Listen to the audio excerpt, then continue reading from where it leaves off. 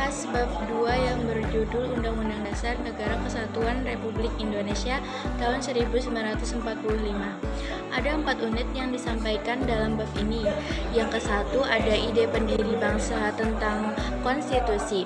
Sejarah konstitusi Indonesia. Konstitusi merupakan hukum dasar tertinggi yang memuat hal-hal mengenai penyelenggaraan negara.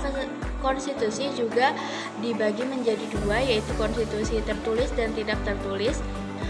Konstitusi tertulis adalah aturan-aturan pokok dasar negara, bangunan negara, dan tata negara yang mengatur peri kehidupan suatu bangsa di dalam persekutuan hukum negara. Konstitusi tidak tertulis disebut juga konvensi, yaitu kebiasaan ketatanegaraan yang sering timbul dalam sebuah negara. Para pendiri bangsa telah sepakat menyusun sebuah undang-undang dasar sebagai konstitusi tertulis dengan segala arti dan fungsinya. Undang-undang dasar mempunyai fungsi yang khas, yaitu membatasi kekuasaan pemerintahan agar penyelenggaraan kekuasaan tidak bersifat sewenang-wenang. Undang-Undang Dasar 1945 dirancang sejak 29 Mei hingga 16 Juli 1945 oleh BPUPKI. Yang kedua ada hubungan antar regulasi. Regulasi adalah seperangkat peraturan untuk mengendalikan suatu tatanan yang dibuat supaya bebas dari penyelenggaraan dan dipatuhi semua anggotanya. Regulasi Undang-Undang Dasar tidak hanya menunjukkan adanya hierarki, tetapi juga ada relasi antara hubungan yang tidak boleh saling bertentangan atau tumpang tindih antara peraturan. Yang ketiga ada konsekuensi.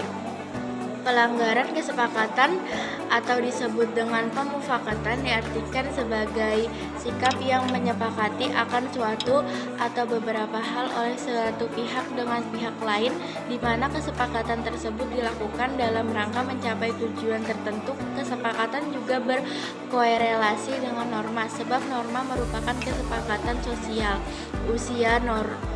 usia. Norma dapat panjang, dapat pula pendek. Terkadang norma menyesuaikan perkembangan zaman, oleh karena itu aturan main dalam norma dapat berubah setiap saat.